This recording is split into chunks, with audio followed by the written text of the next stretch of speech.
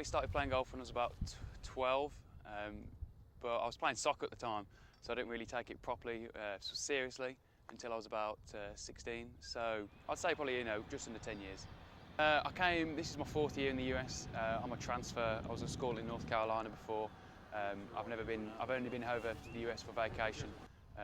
So I've just come over here for school, and this is my 4th year in the US.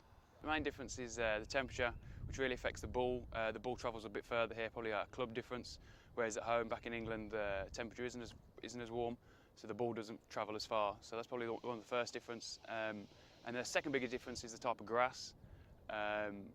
Usually at home it's just more bent, whereas here you have a different mixtures of grass, and that really affects the greens and the different type of shots and the various type of shots you have to play. So I mean, the type of shots around the green is the main difference between the two. Both have its advantages, both have its disadvantages, but I couldn't pick between the two. I enjoy both. So I know the president's family through FIFA. We both went to FIFA before. I know Chris Ambrose very well. She's a PGA professional herself. She helped out with the men's golf team at my old school. She helped us out with swing and coaching and she was basically an assistant coach to the team. She helped us out a lot, and became very friendly with her, and she helped my game out a lot. And basically, I know them both basically through golf and obviously attending FIFA. I basically wanted to transfer. I wrote off to a number of schools, and I actually spoke to Timpo. I remember the story very well. I spoke to Coach Timpo one morning, basically about my recruiting, and then he basically offered me a position that morning. I then went out, played golf, came back, and Dr. Ambrose sent an email out saying that he was leaving.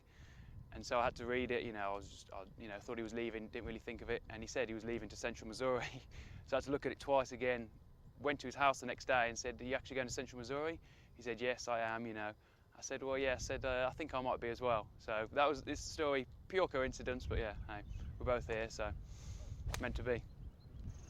Well, I mean, as you say, it is an individual sport, but you're obviously playing as a team. I mean, you have to to get the best results, you have to think like an individual. You think, if I play my best, then obviously that's going to do my best for a team. I mean, it may sound selfish, but it's really not. I want to do my best, and obviously if I do my best, I'm helping out the team and obviously doing the best for myself. So it's different to obviously a lot of other sports, but it has the team aspect as well. So probably when I was I went out, probably my best round ever was I shot 8 under with only half my clubs. I actually played in just a club tournament and decided just to take out half my clubs just for, just try different shots here and there. And I ended up making 7 birdies and 1 eagle and 1 bogey with half my clubs. So I thought that was a pretty good day, so. I've really tried to, I've learned over the years that if you think about swing mechanics, which still a lot of players do, it really doesn't help. So I really just try and focus on my target solely. I mean, I have a slight swing thought. I mean, my problem is I sometimes get a bit quick. That causes problems. So my always key thought is just, nice and smooth, and just have a slight pause at the top of the swing. But apart from that, I'm just thinking about my target. And then in between shots, well, I really try and focus basically as much as I can on not focusing. I really try to think as much as I can, not thinking about golf. I know a psychologist at home that said one of the best things to do to get positive thoughts in your head is basically a look above the horizon line. So I really try to keep my head up, keep my posture up, so you maintain a good positive image, and really just try not to think about golf. I'll think about anything. I'll talk to my playing partners about sporting events of the week, or anything really. Between the shots, you just don't want to think about the golf. You think you have enough shots to think about, so you don't really want to think about them. Everyone's different. I'm not saying I'm perfect. I do have those moments when I'm thinking about the shots. No one's perfect, but I really try to raise that. And some people handle it differently. I like to keep myself fit. I mean, more so, I like to cardio-wise, I like to run. I like to go on the rowing machine and various things like that. And if I'm not doing that, I really just like to relax. Really, I don't like to do a whole lot. I mean, the majority of my time is playing golf. So if I'm not playing golf, I'm either just resting or asleep. Really.